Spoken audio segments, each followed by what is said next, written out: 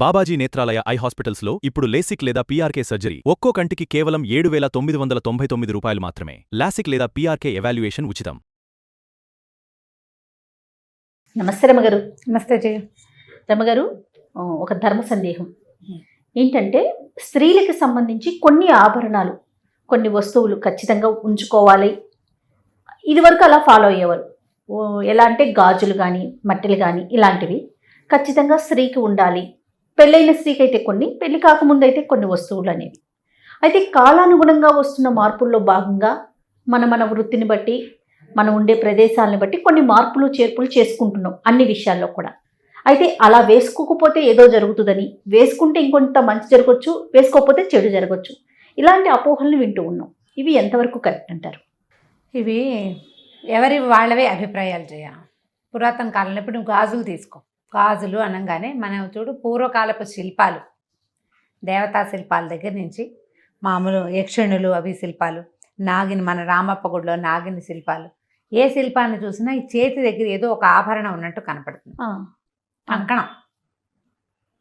కంకణాలు, ఒక కంకణం, ఒక వస్తువు ఉండటం.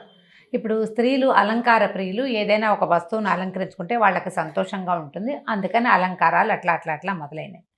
పూర్వకాలం ఇప్పుడు మనం చెప్పుకునే మట్టి గాజులు లేవు, లోహపు గాజులే వేసుకునేవాళ్ళు. వెండి బంగారం అలాంటివే వేసుకునేవాళ్ళు.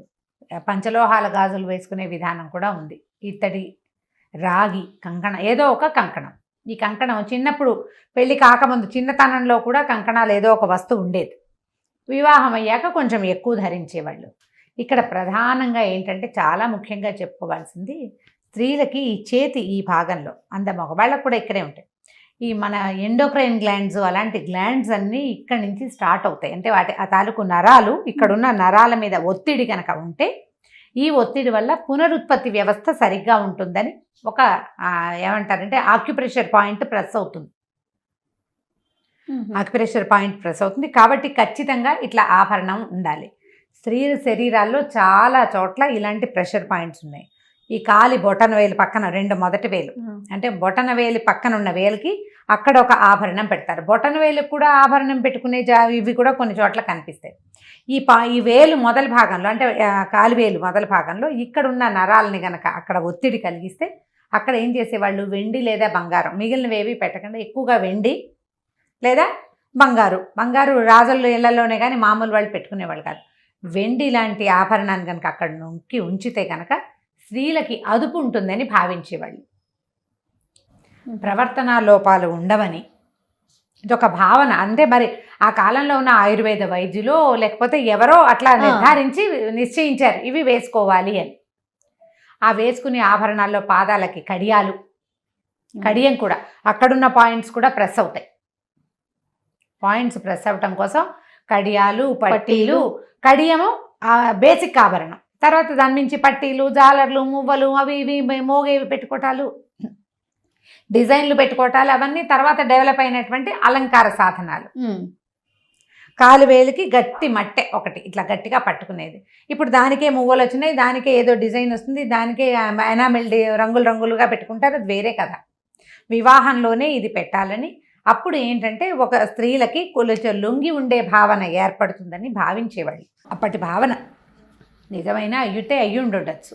అప్పటి అలవాటుగా మనం అవి సువాసిని చిహ్నంగా మనకి ఉండిపోయినాయి. ఏవి చేతి నిండా గాజులు ఉండటం, కాలువేళ్లకి మట్టెలు ఉండటం, మట్టెలు చూసి పెళ్ళయిందో లేదో తెలుసుకునేవాళ్ళు.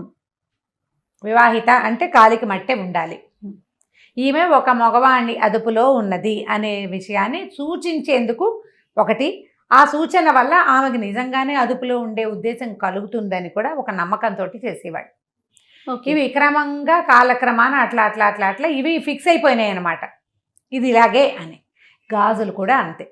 అయితే ఇందులో మట్టి గాజులు వేసుకోవాలంటే పూర్వం వెదురు గాజులు, కానీ అక్కడి నుంచి దంతపు గాజులు, వెదురు గాజులు కూడా, వెదురుతోటి కూడా. మీకు ఎందుకు ఈ మన బెంగాల్ వైపు ఇవి దంతపు గాజులు వేసుకుంటారు, తెల్లగా ఉంటాయి గాజులు.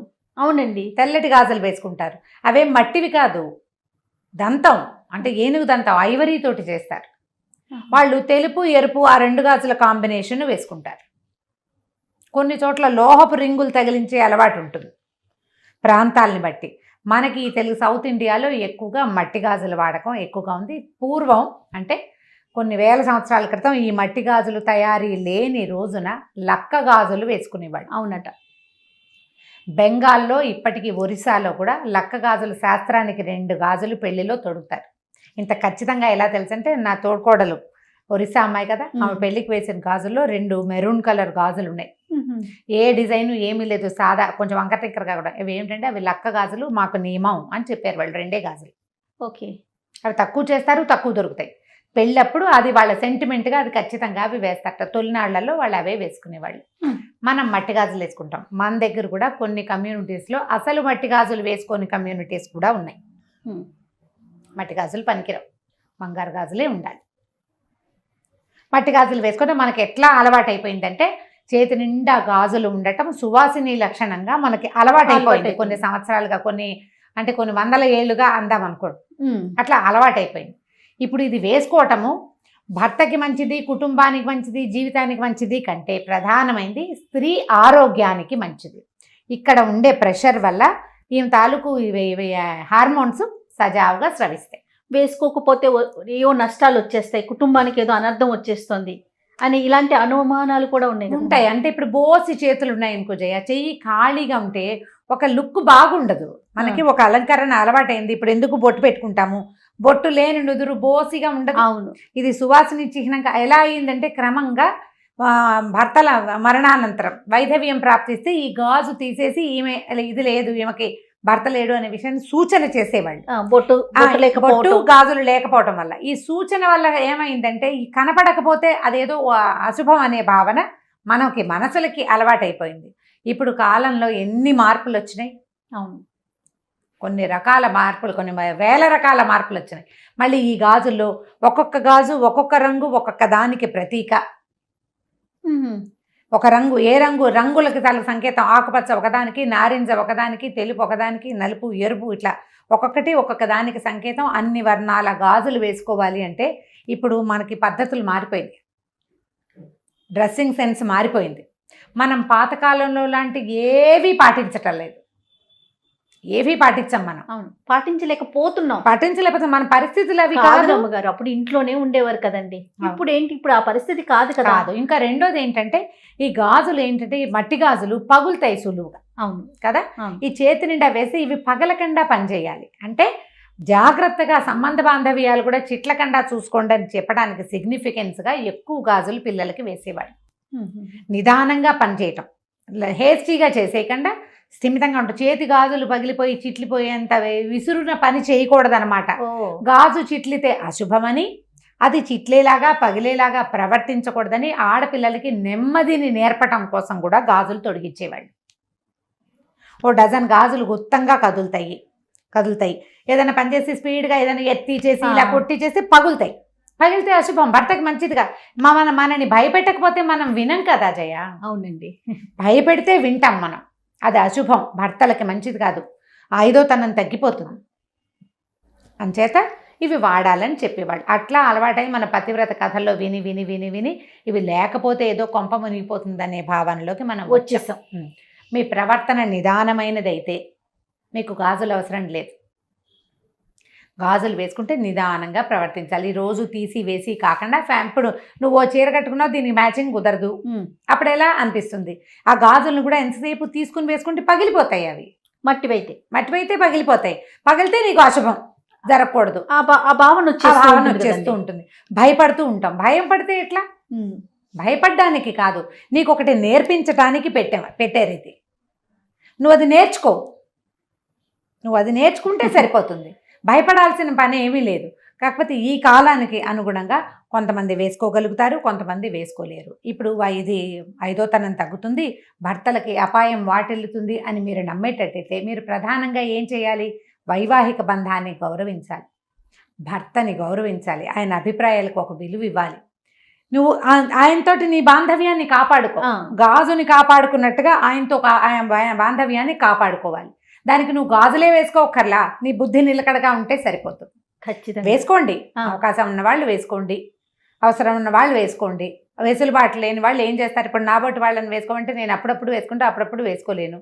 ఎవరికి చేతులకు ఎలర్జీలు ఉంటాయి, గాజుల మధ్యలో పట్టే చెమట చాలా ఇబ్బంది పెడుతుంది నన్ను. అవును అవును. అప్పుడప్పుడు వేసుకుంటాను. ఇప్పుడు ఛానల్స్ లో కూడా కొంతమంది మస్ట్ అండ్ షుడ్ అంటారు గాజులు. అంటే కొన్ని కొన్ని కార్యక్రమాలు చేసేటప్పుడు ఖచ్చితంగా వేసుకోవాలి ఉండాలి. ఒక నియమం అంటే ఉంటుంది ఇప్పుడు ఆ రమగారు. నియమానికి ఏంటంటే మనకు ముందు నుంచి అలవాటైపోయి ఉంది అవును, కాబట్టి మీరు ఏదైనా పూజా పునస్కారం చేసుకునేటప్పుడు, దైవ కార్యాలు చేసేటప్పుడు, పీటల మీద కూర్చునేటప్పుడు, దేవాలయానికి వెళ్ళేటప్పుడు, వివాహాది శుభకార్యాలు అటెండ్ చేసేటప్పుడు అప్పుడు తప్పకుండా గాజులు వేసుకోండి. పెద్దవాళ్ళకి అది సంతోషాన్ని కలిగిస్తుంది. ప్రధానంగా చేతికి గాజులు ఉంటే అందంగా కనపడుతుంది, ఇప్పుడు శోభాయమానంగా ఉంటుంది అంతే. చూడడానికి. కొన్ని ప్రొఫెషన్స్ లో అసలు కుదరకపోవచ్చు, డాక్టర్స్ తీసుకోవచ్చు. అవును లేకుంటే ఇప్పుడు మాకు లాగా ఆన్ స్క్రీన్ వర్క్ చేసేవాళ్ళు సౌండ్స్ వస్తూ ఉంటాయి అవును. చేసేటప్పుడు, కెమెరా లాగేస్తుంది కదా, ఆ సౌండ్ ని తీసేసి మైక్ లాగేస్తూ ఉంటుంది.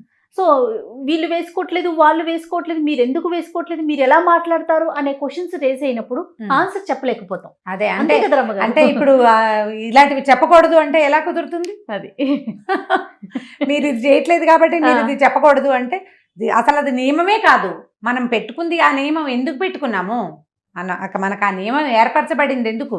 అవును. నీ బుద్ధికి కుదురు, నిదానం, తాపీగా నువ్వు పనిచేయటం కోసం ఏర్పరిచారు. ఆరోగ్యంగా ఉండటం కోసం. గాజులు గుర్తంగా ఉంటే ఎక్కువగా అనారోగ్య సమస్యలు, స్త్రీ తాలూకు ఆరోగ్యం అంటే హార్మోన్స్కి సంబంధించిన వ్యవస్థ సరిగా ఉంటుందని ఆ కాలపు నమ్మిక. అప్పుడు నమ్మేవారు. ఆయుర్వేద వైద్యులు కూడా కొంతమంది ఆక్యుపంచర్ ప్రెషర్ పాయింట్స్ చెప్పేవాళ్ళు కూడా ఇక్కడ ఉంటాయి క్లయింట్స్, ఇక్కడ ప్రెషర్ చేయిస్తారు. అది పాయింట్, అది నిజం. దానికి సరిపడా ఇన్ని గాజులు తీయకుండా వేసుకోగలిగే పరిస్థితులు అసలు మనకి లేవు ఇప్పుడు. ఇప్పుడు కొంచెం లేవు, మన పద్ధతులు మారిపోయినాయి కదా. తర్వాత గర్భిణీ స్త్రీలకు కూడా మనం శ్రీమంతం చేసేటప్పుడు గాజులు వేస్తాం, ఆ సౌండ్ లోపల ఉన్న బేబీ కూడా వింటుంది అనేది అంటూ ఉంటారు. వినడానికి కాదు జయ, వినడమే కాదు, అది ప్రధానమైనది ఏంటంటే ఈ గాజులు వేసేసరికల్లా ఇదంతా టైట్ గా ఫుల్ గా వేస్తారు. దానివల్ల ఇంకా నువ్వు నిదానంగా నడవాలి, తాపీగా నడవాలి, గాజుల్ని కాపాడుకోవాలి, నిదానంగా నడవాలి. ఒకటి. రెండోది ఏంటంటే ఇవి ఇక్కడ ప్రెషర్ ఉండేసరికల్లా డెలివరీలో ఇబ్బందులు రాకుండా సవ్యంగా అవడం కోసం ఇవి వేసేవాళ్ళు. దానికి ఇలా పెట్టారు, లోపల ఉన్న బేబీ వింటుంది, బేబీ కూడా వింటుంది. ఇప్పుడు ఒక గాజుల చేత్తో వడ్డన అలాంటి మాటలు ఉన్నాయా జయ? ఒక భోజనం చేస్తున్నాం, తలకాయ ఎత్తేసరికి ఒక పచ్చగా చేయి, దానికి ఒక గోరింటాకుండి, దాని నిండా గాజులు అంటే ఒక సంతోషంగా ఉంటుంది. అవును, ఆహ్లాదభరితమైన ఒక లుక్, ఒక సంతోషం కలుగుతుంది. గాజుల చేత్తో వడ్డనంటే ఇంట్లో ఒక ఆడమనిషి ఆమె కుదురుగా వంట చేయటం, కుదురుగా పని చేయటం, అవన్నీ కూడా ఏంటంటే ఇంటికి ఒక ఆహ్లాదభరితమైన వాతావరణాన్ని చేకూరుస్తాయి. ఇది పాతకాలపు నమ్మిక, ఇప్పుడు కూడా అది ఉంది, నిజం ఆ మాట. కాకపోతే మన పరిస్థితులు అనుకూలించాలి కదా. కానీ నాకు మీరు చెప్పే కొన్ని ధర్మ సందేహాల్లో రమ్మగారు చాలా ఎక్కువగా ఇష్టపడతాను. ఎందుకంటే ఈ పద్ధతి ఉంది మనకి, కానీ మీ వీలుని బట్టి చేసుకోండి, ఖచ్చితంగా ఫాలో అవ్వండి అనే మాట మీరు ఎప్పుడు చెప్పరు. ఇప్పుడు ఫాలో అవ్వండి అని నేను చెప్తాను జయ, ఫాలో అవ్వండి అని నేను చెప్తాను. ముందు నేను ఫాలో అవ్వాలా? నాకే వెసులుబాటు తక్కువ ఉన్నప్పుడు నేను ఎట్లా చెప్పగలను ఆ మాట?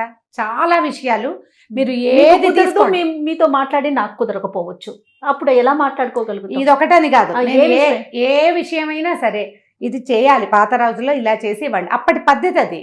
మనం అప్పటికి ఇప్పటికీ మీరు ఒకసారి అందరూ ఆలోచించండి, ఎంత హస్తి మశకాంతరం తేడా వచ్చింది అప్పటికి ఇప్పటికి. అసలు మన అమ్మలాగానే మనం బిహేవ్ చేస్తున్నామా ఇప్పుడు? మన ఇళ్లలో మన పుట్టకనాడు, మనం పుట్టకముందు మన ఊళ్ళో మన ఇంట్లో ఉన్న పంధ ఇవాళ మీరు ఏం చేస్తున్నారు, ఎన్ని మార్చేసుకున్నారు? ఇవన్నీ మారిపోవటం ఓకేనా? మరి కొన్నిటిని మాత్రం ఎందుకు చేసి అంటే దీని వల్లే ఇది జరిగిపోతుందేమో అనే ఒక భావన ఎందుకు వెళ్తుందంటారు? అంటే ఏమి లేదు జయ, అది ఎలా ఉంటుందంటే వాళ్ళకేదో ఒక గిలి ఉంటుంది లోపల, ఎవరికి వాళ్ళకి ఒక గిలి, ఒక భయం ఏదో ఉంటుంది. ఆ భయాన్ని ఎక్స్ప్రెస్ చేస్తారు. ఇప్పుడు ఒక పాయింట్అవుట్ చేయటం అని అనుకోవద్దు, మనం అట్లా అనుకోకూడదు. వాళ్ళకే ఒక అనుమానం ఉంటుంది, బోస్ చేతులతోటి ఉన్నారు వీళ్ళు అని అనిపిస్తుంది. అసలు ఇది పొరపాటు. నేను ఇప్పుడు ఒక పాయింట్ చెప్తాను, మాకు వైష్ణవుల్లో మట్టిగాజులు వేసుకోరు, మడి కట్టుకుంటే పనికిరాదు. చూడండి, మట్టిగాజులు లేవు, నల్ల పూసలు మట్టిగాజులు ఉండవు మా పెళ్లిళ్లలో. కొన్ని కమ్యూనిటీస్ లో ఖచ్చితంగా మట్టి గాజులే వేస్తాము, నల్ల పూసలు కడతారు. మా అత్తవారింట్లో నల్ల పూసలు కడతారు, మా పుట్టింట్లో నల్ల పూసలు ఉండవు, అసలు లేవు, కట్టరు పెళ్లిళ్లలో. వైష్ణవ వివాహాల్లో గమనించండి. అంటే ఇప్పుడు ఏం చేస్తున్నారు, ఇప్పుడు పిల్లలు ఇప్పుడు లేటెస్ట్ గా ఫ్యాషన్ కి అందరూ పెళ్లిళ్లలో చక్కగా కలర్ఫుల్ గా చీరకు మ్యాచింగ్ గాజులు వేసుకుంటున్నారు, కానీ నల్లపూసలు మాత్రం కట్టరు. ఎందుకంటే అది వేడుక కాదు, నల్లపూసలు వేడుక సౌందర్యానికి కాదు కదా, అది ఖచ్చితంగా యజ్ఞంలో ఒక భాగం. అది కొన్ని కొన్ని కమ్యూనిటీస్ ఉండదు. కొన్ని కొన్ని రూల్స్ ప్రకారం వెళ్తూ ఉంటారు. కాబట్టి అస్సలు దాని మీద సిద్ధాంతమే లేదమ్మా. మీ వెసులుబాటు, మీ వీలు, మీరు ఉంచుకోగలిగి చక్కగా చేతులు నిండా గాజులు ఉంచుకుని ముచ్చటగా కనపడతాము అంటే లక్షణంగా కనపడండి. అవకాశం లేని వాళ్ళని వాళ్ళ అవకాశం లేని తనానికి అయ్యో అనుకుని వదిలిపెట్టేసేయాలి. లేకపోతే ఏం చేస్తావు? ఇప్పుడు ఎయిర్ హోస్టెస్ అవుతుంది నీ కూతురు రేపొద్దున, నువ్వు జడేసుకో, పువ్వులు పెట్టుకో, చేతి నిండా గాజులు వేసుకుంటే వాళ్ళు రానిస్తారా? అసలు మనకు అవకాశం లేదు. కార్పొరేట్ ఆఫీసుల్లో గాజులు పట్టీలు గాజులు వేసుకుని వెళ్ళగలరా? వెళ్ళలేకపోతారు. మనం అప్పుడు ఏం చేయాలి? ఇంట్లో ఉన్నప్పుడు వేసుకోమా, పూజ చేసుకునేటప్పుడు వేసుకో గాజులు అని చెప్తే సరిపోయింది. ఆఫీసులకి మనం పువ్వులు పెట్టుకొని వెళ్తేనే ఏమిటో వేరే రకంగా అనిపించేసే రోజుల్లో ఉన్నాం మనం. అదే కాబట్టి ఆలోచించద్దు దీని మీద ఎక్కువగా, అనవసరం వీటికి ఆలోచన. అసలు మనకు మానవ సంబంధాలే సరిగ్గా లేవు, మనం వాటి కోసం తంటాలు పడాలి. ఆరోగ్యాలు సరిగ్గా లేవు, పరిస్థితులు బాగుండలేదు. ఎందుకు వచ్చింది ఈ పాతకాలపు విషయాల మీద డిస్కషన్? ఎందుకు అసలు? ఇది ఒక ధర్మ సందేహంగా ఎందుకు అడగాలి? అక్కర్లేదు. మరి అయినా కూడా అవకాశం ఉంటే వేసుకోమనే అంటున్నాం. అదే ఇప్పుడు నేను చెప్తున్నాగా, పూజ చేసేటప్పుడు వేసుకోండి, పూజకు వేసుకోండి, వివాహ శుభకార్యాలకు వెళ్ళినప్పుడు వేసుకోండి. చక్కగా మంచి పట్టు చీర కట్టుకుని తల నిండా పూలు పెట్టుకుని చేతి నిండా గాజులు అలంకారంతో శోభాయమానంగా కనిపిస్తారు. చక్కగా అమ్మవారి ప్రతిమల్లే కనపడతారు. సంతోష పెట్టండి భర్తల్ని అట్లా ప్రవర్తనలతోటి. తప్పకుండా రమ్మ గారు. నమస్తే అండి. నమస్తే.